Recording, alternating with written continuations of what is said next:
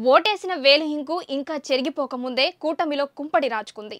ఎన్నికల ఫలితాలు ఇంకా రాకుండానే మా త్యాగాల ఫలితం మాకు దక్కాలన్న డిమాండ్లు వినిపిస్తున్నాయి. జనసేన బీజేపీలు లేకుండా కాకినాడ రూరల్లో జరిగిన టీడీపీ ఆత్మీయ సమావేశం ప్రస్తుతం జిల్లాలో చర్చనీయాంశమవుతుంది. రూరల్ టీడీపీ కోఆర్డినేటర్ పిల్లి సత్యబాబు దంపతులు ఆధ్వర్యంలో ఈ కార్యక్రమం జరిగింది. పిల్లి దంపతులకు కీలక పదవి ఇవ్వాలన్న డిమాండ్ను వారి అనుచరులు తెరపైకి తీసుకురాగా జనసేనను గెలిపించడానికి తాము చేసిన త్యాగాలకు సరైన న్యాయం జరగాలన్న ఆశను పిల్లి దంపతులు వ్యక్తం చేశారు. ఎమ్మెల్యే స్థాయికి తగ్గ పదవి కావాలంటూ హైకమాండ్ కి పరోక్షంగా అల్టిమేటం జారీ. దీంతో ఆత్మీయ సమావేశం పేరిట జరిగిన ఈ సమావేశం కాస్త అంతరాత్మ ప్రబోధానుసారం నడిచిందన్న గుసగుసలు జిల్లాలో వినిపిస్తున్నాయి.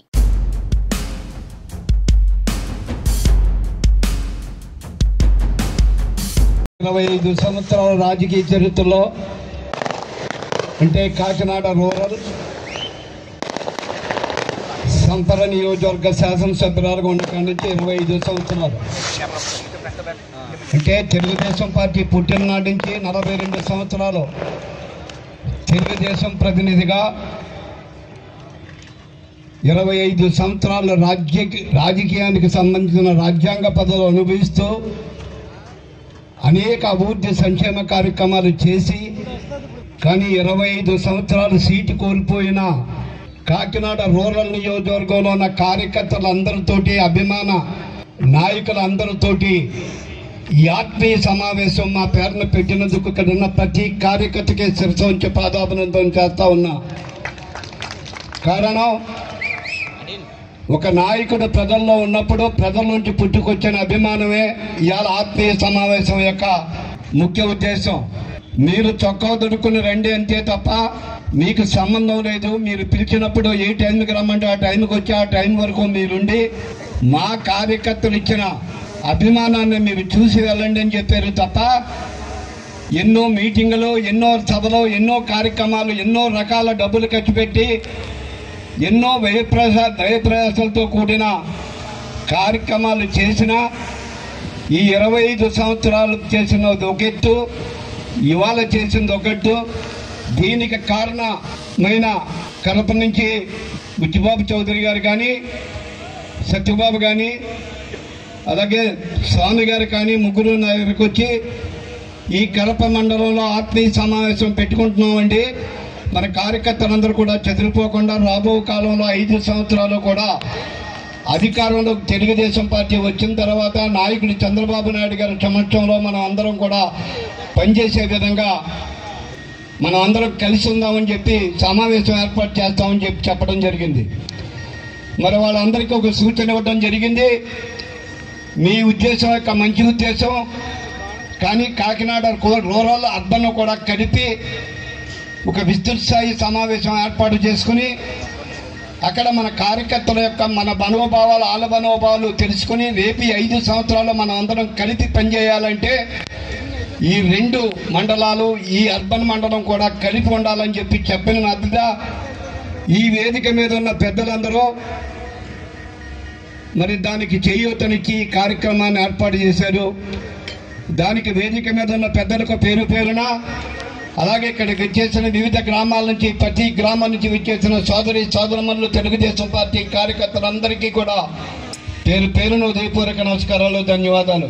25 సంవత్సరాలు ఇక్కడ ఉన్న కొంతమంది కార్యకర్తలకి, సుమారు 15 సంవత్సరాల కొంతమంది కార్యకర్తల కంటే కడప మండలం ఉన్న కార్యకర్తలకి ఒకరినొకరు అందరం కలిపి ఒక సోదర భావంతో పయనించడం జరిగింది.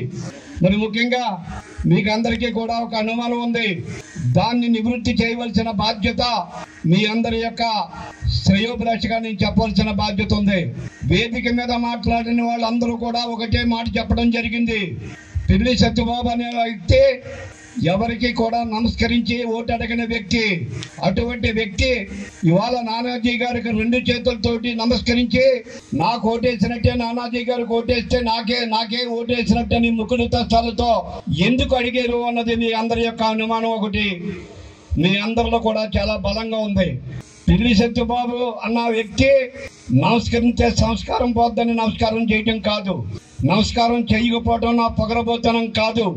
ఒక రాజకీయ నాయకుడిగా ఉండి ఆ రాజకీయ నాయకుడు వెళ్ళి దండం పెడితే ప్రజల మనసులో ఈ సన్నాసి వచ్చాడు అప్పుడు 2 రోజులు నమస్కారం పెట్టి పోతాడు, వీళ్ళకి ఇదే పని తిట్టుకుంటారేమో నా దానికి జడిసి నమస్కారం పెట్టలేదు తప్ప నా తల్లి సంస్కారహీనుడు మాత్రం కనలేదు.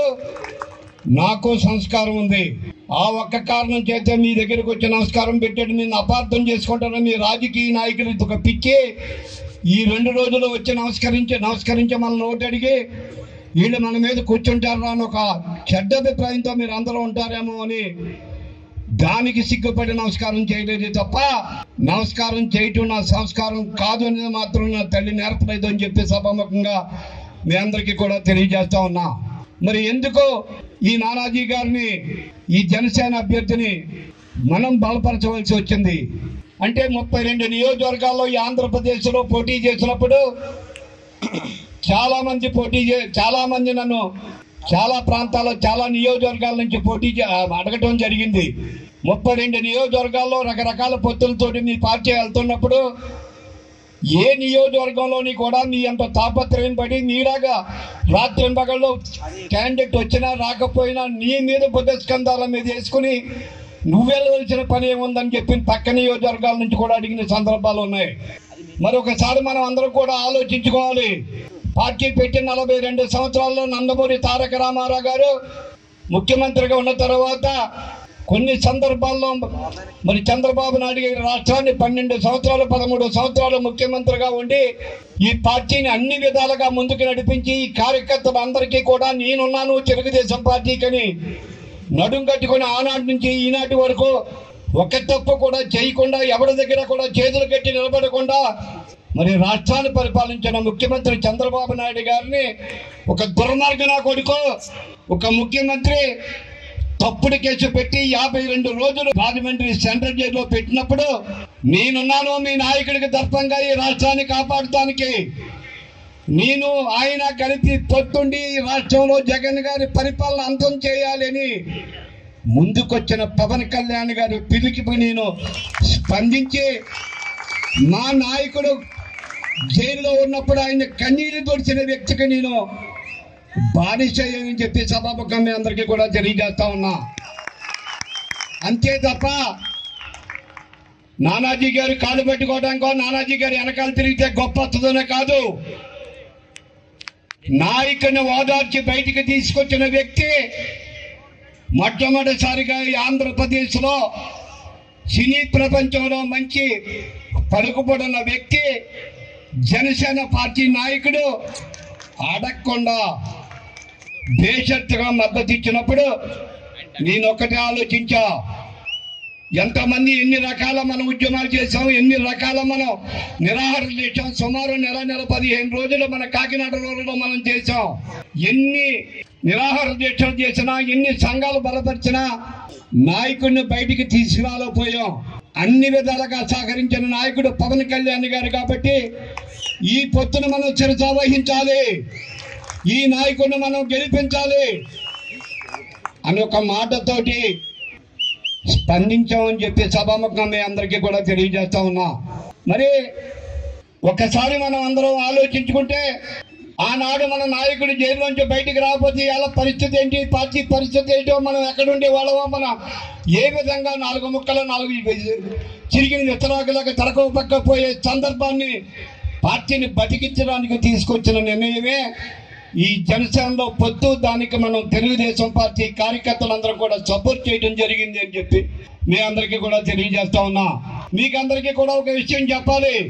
ఎన్నికలు జరిగే ముందు 8 నెలల ముందు సెప్టెంబర్ 1వ తారీఖున ఇక్కడ ఉన్న మీ మాజీ శాసనసభ్యులు అనంతలక్ష్మిని అలాగే ఆయన మాతోటి ఇప్పటి వరకు మీకు చెప్పిన తాతపూడి రామకృష్ణ